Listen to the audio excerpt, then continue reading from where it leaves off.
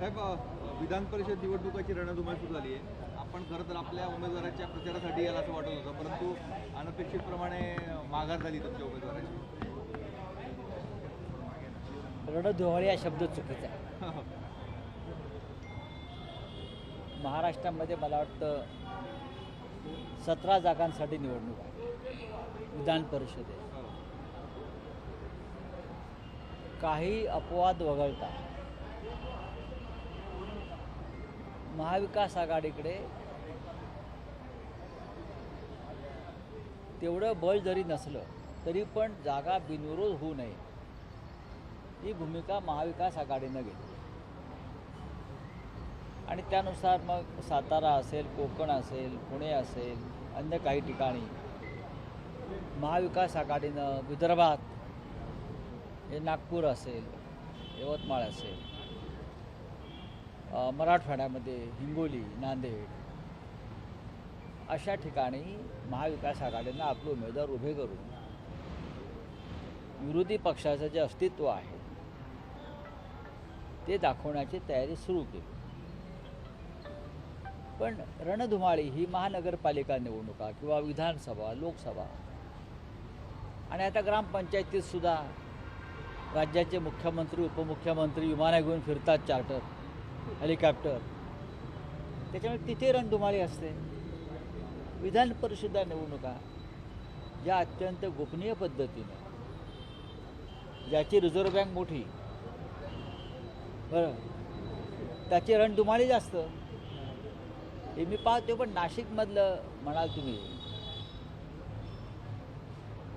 तर नाशिकमध्ये काय होतं पाहूया.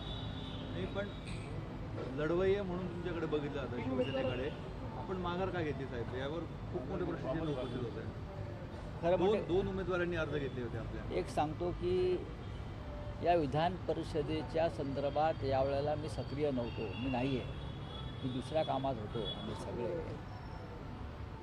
पण इतर ठिकाणी आम्ही सगळ्यांशी चर्चा करून उमेदवार ठरवले. नाशिकमध्ये आमच्या 2 लोकांनी अर्ज भरणार होते आणि ती जबाबदारी इकडले जे आमचे संपर्क प्रमुख आहेत निर्लेकर त्यांच्यावर आम्ही दिली होती, कारण मी दुसऱ्या ठिकाणी होतो.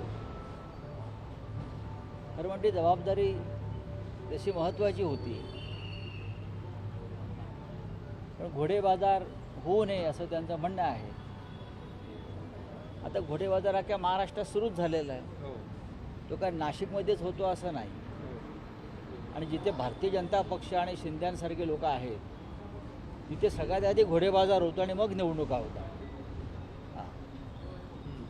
आता नाशिकवर लक्ष आहे आमचं, बघू आता काय होतं आहे. आमच्याकडे जेवढी मतं आहेत, माननीय शिवसेना पक्षप्रमुख या संदर्भात आमच्या नगरसेवकांना, मतदारांना काय भूमिका घ्यायला सांगतात ते तुम्हाला लवकरच समजेल. पण ही चूक झाली आहे? नाही, चूक नाही. ही चूक नाही आहे, याला चूक मी म्हणणार नाही. याचं कारण असं की लोक ही निवडणूक एवढी एकतर्फी दिसत होती की कोणी असं फार उत्साहानं पुढे लढण्यासाठी आले नाही. म्हणजे खरं म्हणजे माझ्या आणि दत्ताजींची चर्चा झाली अनेकदा, कुणी लढायला तयार आहे का. पण जी तफावत आहे त्या तफावतीमुळे कोणी फार पुढे येण्यासाठी उत्सुक दिसले नाही. पण वसंत भाऊ आहे, त्यांनी अर्ज पण घेतलेला होता. आता मग वसंत भाऊ आहे, त्यांना विचार. माजी आमदार अनिल कदम होते, घेतले असते. अर्ज आणणं आणि अर्ज भरणं यात फरक आहे ना. पक्षाच्या आदेशानं अर्ज नक्कीच नॉमिनेशन फॉर्म त्यांनी आणले होते, पण शेवटी तो उत्साह असायला पाहिजे, तो दिसला नाही. समोर महायुतीकडून शिवसेनेचे उमेदवार आहेत आणि असं असताना आपण त्यांना बाय दिला काय चर्चा, कारण नाही, असं देखील बोलून दाखवलं की कुठे यायची वेळ. मला तसं वाटत नाही. मिर्लेकर साहेबांचं काही गणित चुकतंय? मला तसं वाटत नाही. ही निवडणूक फक्त नाशिकपुरती आहे का? नाही, महाराष्ट्रात बऱ्याच ठिकाणी या निवडणुका आहेत. त्याच्यामुळे ज्याला यातलं आर्थिक गणित कळत आहे ते असं कोणाचं चुकलं किंवा काय असं असा प्रश्न निर्माण करणार नाहीत.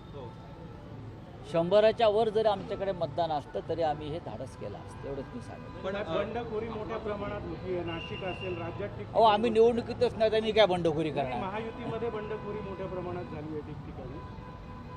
म्हणजे नाशिकमध्ये भाजपचेच जिथे बंधूंनी उमेदवारी अर्ज भरला आहे, पुण्यामध्ये चांगलं आहे ना. अशा वेगवेगळ्या ठिकाणी बंडखोरी नगरसेवकांना मतदारांना आर्थिक बळ मिळेल त्याच्यामुळे. भूमिका काय राहील? आपला उमेदवार जर असता तर महाविकास आघाडीत कोण आपल्या सोबत येतील तरी कळत असतं किमान. तुम्ही या विषयाच्या बाहेर पडलं पाहिजे नाशिककरांनी आता. नाही पण आपल्याला अंधारात ठेवून हा सगळा निर्णय झाला असा एक संदेश आपल्याला म्हणजे कोणाला तुम्हाला स्वतः नाही नाही, उद्धव साहेबांशी चर्चा करून झालं. आम्ही सगळे एकत्रच होतो. माननीय पक्षप्रमुखांशी चर्चा झाली. आमचे सगळे जे इथे उभे आहेत आता त्यांच्याशी चर्चा झाली. या सगळ्यांना मातोश्रीवर सुद्धा बोलवून चर्चा केली.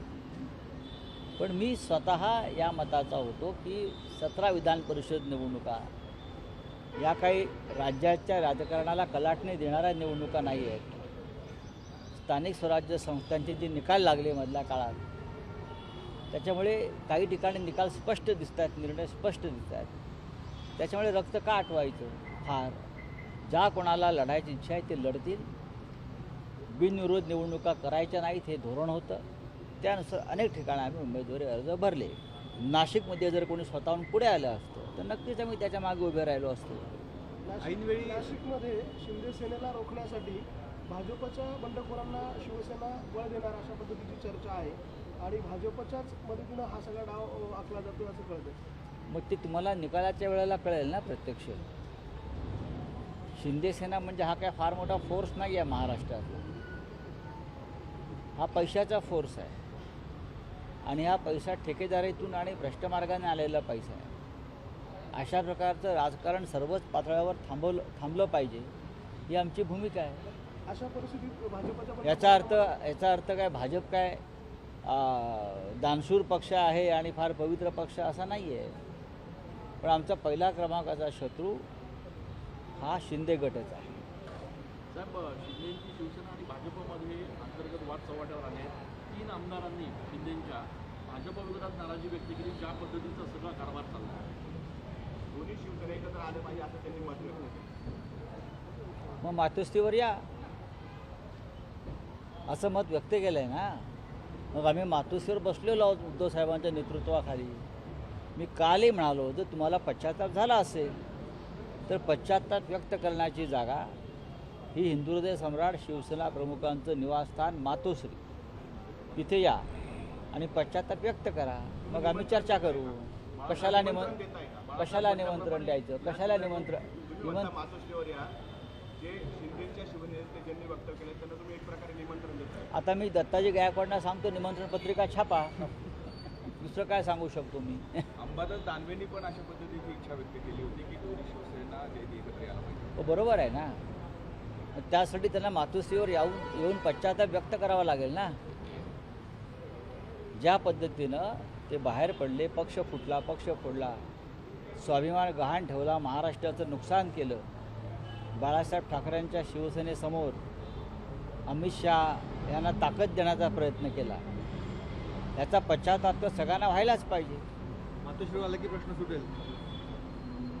पश्चाताप व्यक्त केल्यानंतर येऊ द्या ना, आल्यावर बघू. परवा मिरलेकरांची प्रेस झाली. ते म्हटले की महाविकास आघाडीचा उमेदवार जर विधान परिषद असेल तर मतदान केलं असतं. शिवसेनेचे नगरसेवक अपक्ष नाही मतदान करणार नाही असं त्यांनी परवा वक्तव्य केलं. माझ्याकडे त्या संदर्भात माहिती नाही आहे फार.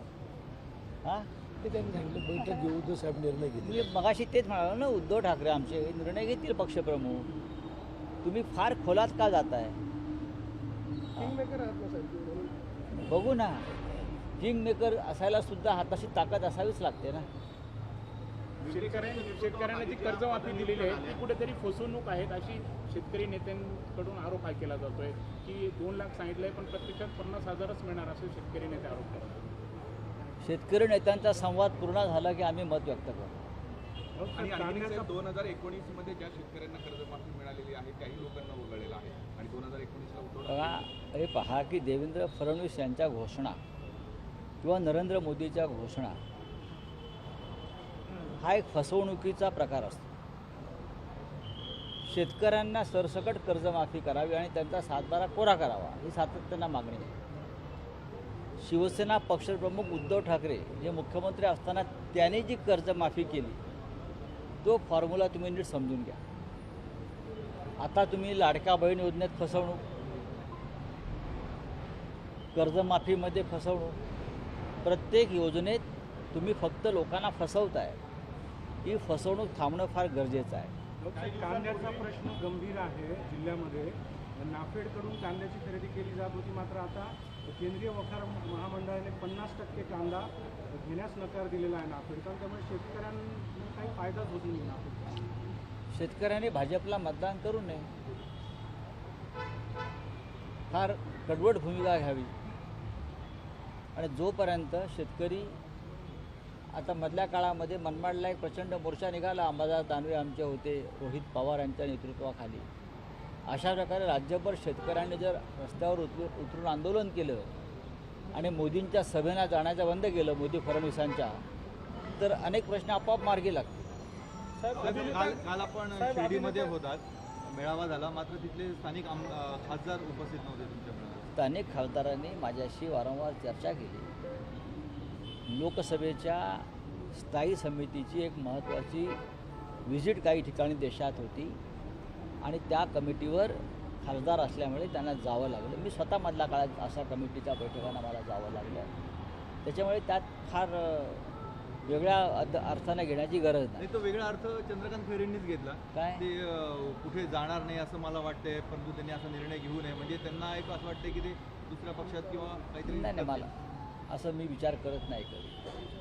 काही दिवसांपूर्वी पदाच्या नियुक्त्या झाल्या, निष्ठावंतांना डावलल्याची चर्चा आहे. 2 गट पडल्याचं चित्र समोर येत आहे. निर्लेकरांच्या नियुक्त्या आणि तुम्ही वारंवार नाशिकमध्ये लक्ष दिले, पदाधिकारी नाराज आहे. चुकीचं आहे तुमचं पण. मी या पक्षाचा नेता आहे, उत्तर महाराष्ट्राचा संपर्क नेता आहे. माझ्या सहीशिवाय कोणती नेमणूक होत नाही. शिवसेनेमध्ये कोणताही गट नाही. गट एकच आहे बाळासाहेब ठाकरेंचा, तो अजूनही चालू आहे. लक्षात घ्या.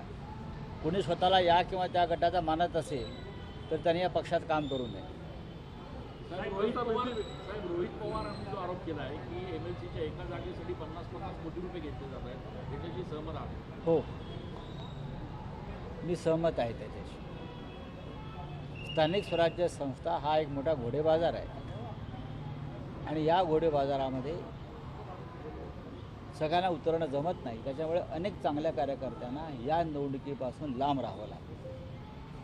आता तुम्हाला नाशिकमध्येच कळेल, नाशिकमध्येच तुम्हाला घोडेबाजार काय आहे तो कळेल. साहेब, काही पदाधिकाऱ्यांमध्ये महिलांच्या लैंगिक शोषण प्रकरणी काही त्या संदर्भात नाही, नक्कीच तुम्ही ज्यांच्याविषयी म्हणताय ते सूर्यवंशी DG माझ्याजवळच उभे आहेत. त्या संदर्भात आम्ही आता चर्चा करू. चला, थँक्यू. या निवडणुकीमध्ये नाशिकचे आपले मतदार आहेत, नगरसेवक, ते कोणाला नेमकं मतदान करतील?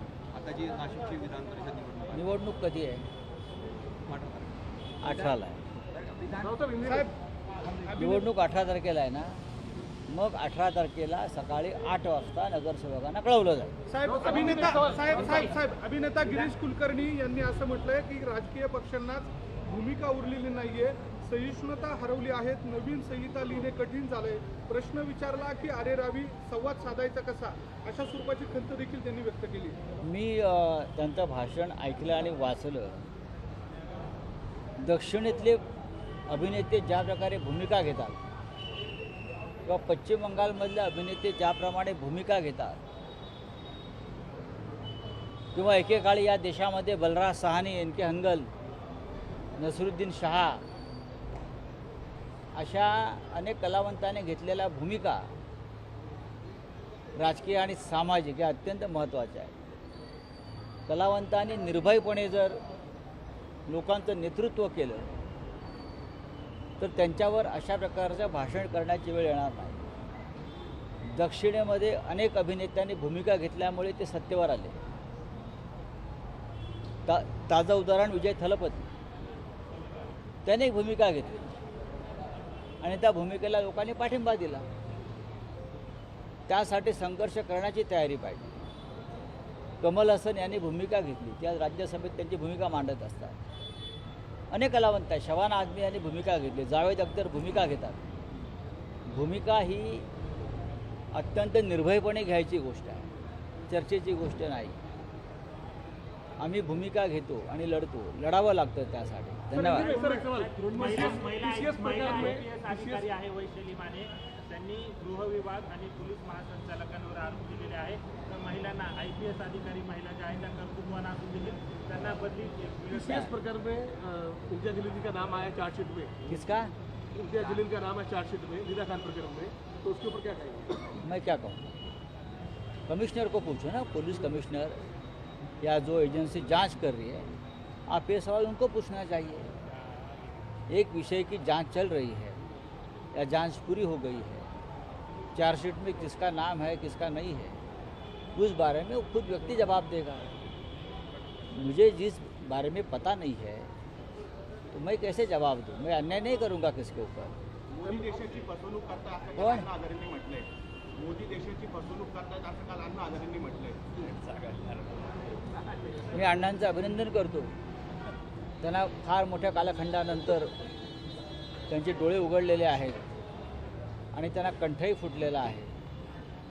मोदी जर देशाची फसवणूक करणार असतील तर अण्णा चलो हम वापस रामलीला मैदान जाएंगे और आपके नेतृत्व में आंदोलन करेंगे, वही पुराना आंदोलन, और हम सब आपके साथ जंतर मंतर और रामलीला मैदान में बैठकर देश को आह्वान करेंगे. चलो आइए लड़िए.